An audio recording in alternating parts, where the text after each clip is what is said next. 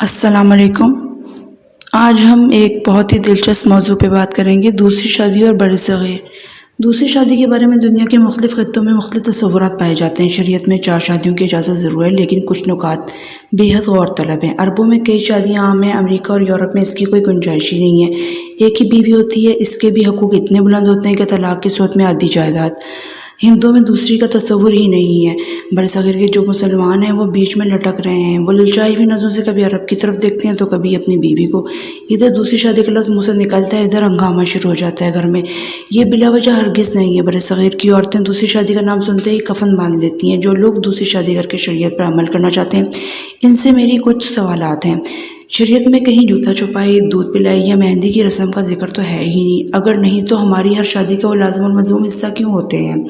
یہ چیزیں دراصل ہندو مت سے آئی ہیں۔ ہزاروں سال سے یہ اس معاشرے کا اٹوٹ انگ ہے۔ گویا آپ شریعت کی صرف وہ بات مان رہے ہیں جو آپ کو خوشی پہنچاتی ہے، وگرنہ شریعت سے آپ کا کوئی سروکار نہیں ہے اور دور دور تک کوئی تعلق ہی نہیں ہے۔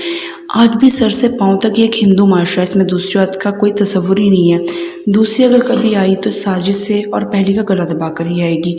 یہ وجہ ہے کہ بڑے صغیر میں دوسری شادی کا مطلب ہے پہلی بیوی کے حقوق کا جنازہ نکل جانا۔ آدھا وقت اور وسائل تو درکنار، کراہت کے بغیر اس سے بھی بات نہیں کی جاتی۔ بڑے صغیر کے مسلمان مرد دوسری شادی کر کے راتوں رات شریعت کے چیمپئن بن جانا چاہتے ہیں، حالانکہ انصاف تو درکنار، پہلی سے وہ مکمل بیزار ہو چکے ہوتے ہیں۔ دوسری طرف شریعت کے دھارے جس ذات اقدس سے پھوٹتے ہیں، اس کا طرز عمل کیا تھا؟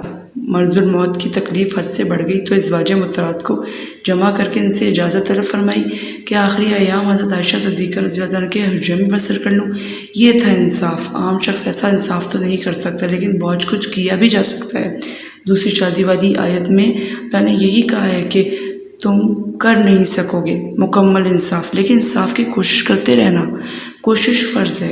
گلے میں مگر جب رسی بندھی ہو تو انصاف بیچارہ کیا کرے گا؟ دوسری آتے ہی اس طرح کی شرطیں رکھتی ہیں کہ پہلی کا کھیل ختم ہو جاتا ہے۔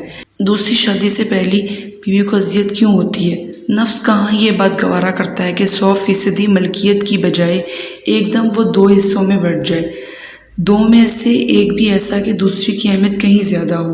عرب میں دوسری بیوی کا مطلب ہوتا ہے 2 ایک جیسی عورتیں، یہاں دوسری کا مطلب ہوتا ہے پہلی چونکہ مجھے خوش رکھنے میں ناکام رہی ہے، چنانچہ دوسری کو لانا پڑے گا۔ اس سے بڑی ذلت بھی ہو سکتی ہے کسی کی۔ پہلی کو 50% کی بجائے 5% توجہ بھی مجبوراً ہی دی جاتی ہے۔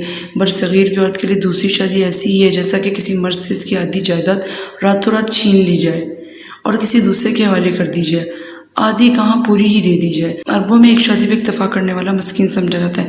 ایسا ہرگز نہیں ہوتا کہ دوسری شادی پر ہنگامہ کر لیا جائے اور پورا معاشرہ پہلی عورت کو تسبیح نظروں سے دیکھنے لگ جائے۔ بڑے سے بڑا جرری مرد بھی کیا اس صورتحال کا سامنا کر سکتا ہے کہ وہ گھر سے باہر قدم رکھے تو ہر دکان والا، رکشے والا اور دفتر کا ہر دوست سے تسبیح نظروں سے دیکھ رہا ہو؟ نہیں کر سکتا۔ لیکن بڑے صغیر کا ہر مرد اپنی عورت سے ایسی دلاوری کی مکمل امید رکھتا ہے۔ وہ کہتا ہے کہ شریعت نے دوسری شادی کرنے کی اجازت دی ہے، لہٰذا ہر پہلی بیوی میں زمانے کے طرز بھری نظروں کا سامنا کرنے کا جگرا ہونا چاہیے۔ ایک حل خفیہ شادی ہے۔ ایک نئی عورت کو پالینے کی خواہش میں ڈوبا ہوا آدمی سوچتا ہے کہ ہنگامے سے بھی بچ جاؤں گا اور زندگی میں رنگینی بھی آ جائے گی، حالانکہ شادی بھی کبھی راز رہتی ہے۔ یہ حدیث خفیہ شادی پر لاگو ہوتی ہے۔ سچ نجات دیتا اور جھوٹ ہلاک کرتا ہے۔ خفیہ شادی کرنے والا ہمیشہ کے لیے دھوکے باز کہلاتا ہے۔ زیادہ تر کیسز میں اس کی پہلی بیوی اور اولاد اس کا احترام کرنا چھوڑ دیتی ہے۔ اس سے بڑی سزا اور کیا ہو سکتی ہے کسی بندے کے لیے؟ دوسری شادی کا مطلب ہے زندگی میں بے پناہ پیچیدگیاں، اپنی پہلی اولاد سے کم از کم 50% دوری۔ دوسری شادی ہنی مون پیریڈ تک ہی دوسری ہوتی ہے، اس کے بعد اس کی مسرت تو کم ہو ہی جاتی ہے، لیکن اس کے نتائج جو بھیانک نکلتے ہیں وہ انسان کو ساری زندگی سہنے پڑتے ہیں۔